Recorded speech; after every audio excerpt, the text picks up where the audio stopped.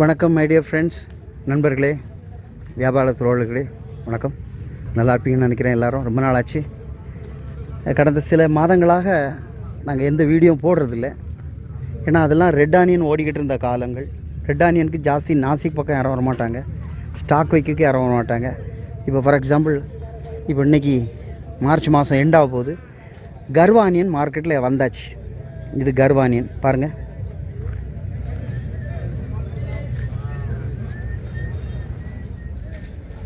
கர்வா onion தான் நல்ல பெருசாக இருக்கும். அப்போ இதைத்தான் பிஸ்னஸ்க்கு சவுத் இந்தியா வரும், வெளிநாட்டுக்கு ஏற்றுமதி ஆகிறதும் இது தான், ஸ்டாக் வைக்கிறதும் இது தான்.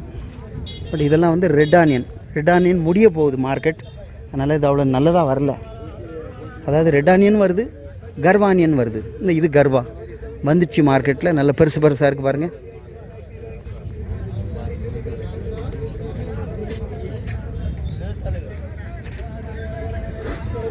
ஓகே, இந்த வியாபாரம் தொடங்கி போகுது.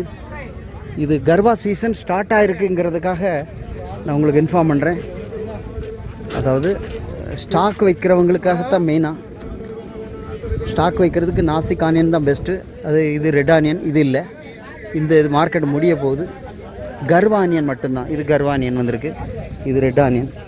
ஸோ இன்னொரு 10 நாள் கழித்து போனீங்கன்னா ஒன்லி கர்வா ஆனியன் மட்டும் தான் வரும். ஓகே, அடுத்தது வீடியோவில் டீட்டெயிலாக போடுறேன். ஸ்டாக் எப்படி வைக்கணும், அது என்ன டீட்டெயில்னு. ஸோ ஆனியன் இன்வெஸ்ட்மெண்ட் ஸ்டாக் வைக்கிறவங்க நீங்கள் கால் பண்ணலாம். இன்னும் நான் தெளிவான வீடியோ உங்களுக்கு தயாரித்து போடுறேன், எப்படி பண்ணணும், என்னென்ன டேர்ம்ஸ் அண்ட் கண்டிஷன்னு. சரியா? நன்றி.